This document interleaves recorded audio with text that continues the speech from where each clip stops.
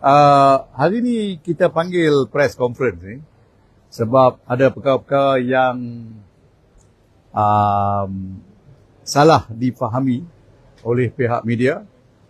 Saya harap dia tak sengaja tersalah faham, sebab apa yang terkeluar dalam perbicaraan semalam amatlah jelas. Tetapi satu perkara yang hari ini saya lihat di dalam surat khabar, semua surat khabar, termasuk media sosial, satu perkara yang amat meruncingkan ialah kononnya Datuk Seri Najib baru tahu bahawa wang yang diterima beliau, iaitu 42 juta itu, sebenarnya bukan datang daripada duit Arab, duit donation Arab, tetapi datangnya dengan tidak cara direct daripada SRC dan what is the other company?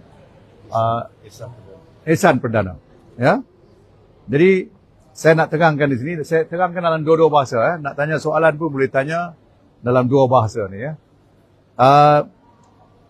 Perkara yang jelas dan hari ini diperjelaskan lagi ialah Datuk Seri daripada mulanya menerima duit Arab ini tidak ada langsung pengetahuan yang lain selain daripada bahawa duit ini daripada Arab Saudi sebagai derma daripada King Abdullah daripada Arab Saudi. Dan pengetahuan beliau berkenaan dengan perkara ini wujud hingga ke tarikh-tarikh yang lampau baru ini, hingga ke perbicaraan.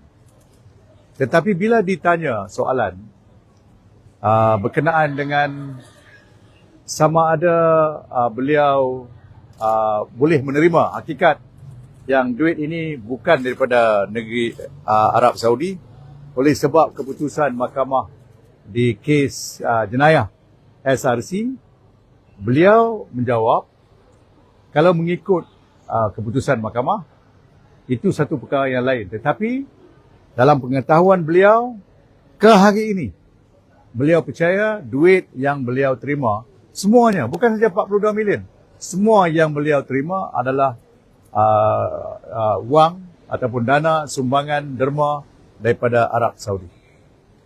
That one you must be very, very clear. Okay, because he repeated this many times. Ya. Jadi bila you cross-examine him, he would have to accommodate your question in order to answer.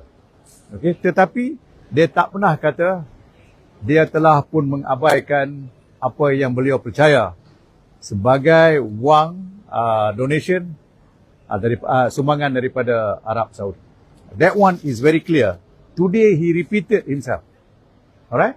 Tetapi semalam saya lihat dan hari ini saya lihat banyak media-media yang telah tersalah report. Mungkin satu yang buat salah semuanya ikut. Ya, mungkinlah. Ya. Jadi dari segi itu saya nak tekankanlah perkara yang mustahak. What is the second one yang Datuk? Okay. Itu saja yang kita nak memperjelaskan. Dan kedua soalan berkenaan dengan, you remember the issue. Can the Prime Minister, Minister of Finance micromanage or even macro-manage any GLC, termasuklah SRC dan juga 1MDB. Dia kata you cannot do it. You can only manage in terms of policy. Bila policy decision is referred to him, he can make a policy decision that has got relevance to security and as well as the direction that the company ought to take. But never micro or micro management. That is left, according to him, management and the board of directors. Ketiga, very important, dia kata, just because the Prime Minister or the Minister of Finance say, can you expedite this process of the loan, it doesn't mean that you neglect all the due process. Dia kata that will be insane dan juga bodoh if anybody were to interpret it like that. Because there are many things, dia kata, this is not the only thing, so many things that has been expedited. You know, government works like that. If you leave the government alone, they take their own time, they'll process it, and finally it'll come out. But if there is certain thing urgent, there's nothing wrong for the Prime Minister or the Minister of Finance to say, can you expedite? Because there is a deadline. But that can never be equal. That's why he said, you don't equate expediting to abandoning due process. Okay?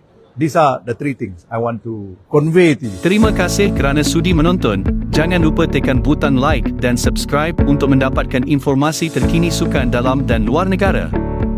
Sehingga bertemu lagi lain kali. Bye.